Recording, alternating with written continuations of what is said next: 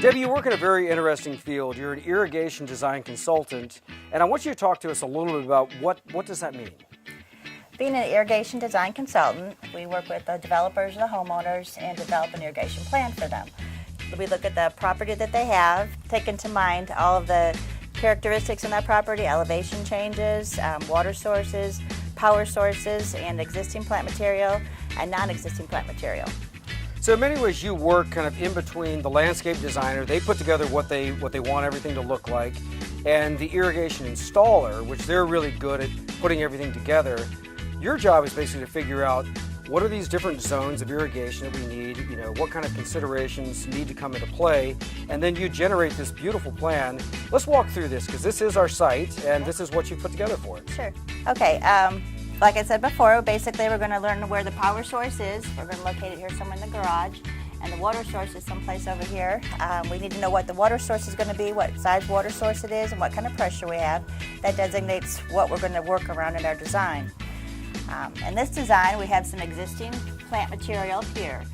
So we're going to choose to put a drip line in that area because we don't want to run through the roots of the existing materials. So the drip line goes on top of the surface, under the mulch, and it disrupts a very little bit of what's existing.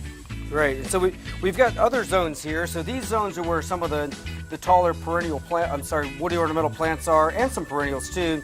And it looks like here you've spec'd some 12-inch pop-ups. So we got some sprinklers that are going to be a little bit taller, right? Right. In this area, we're going to put 12-inch pop-ups in there because it's a little bit higher in there, so we're not going to reach over the boxwoods and over the other plant material that's going to be there.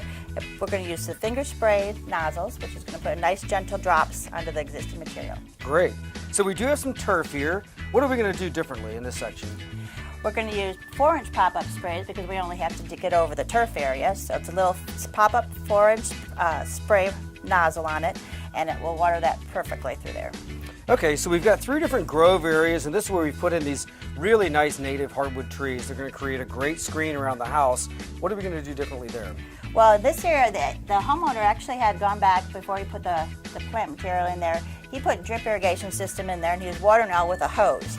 So what we're going to do is we're going to hook up those 3 areas to the new irrigation system, and that's going to be all automated for him, so he won't have to worry about it anymore.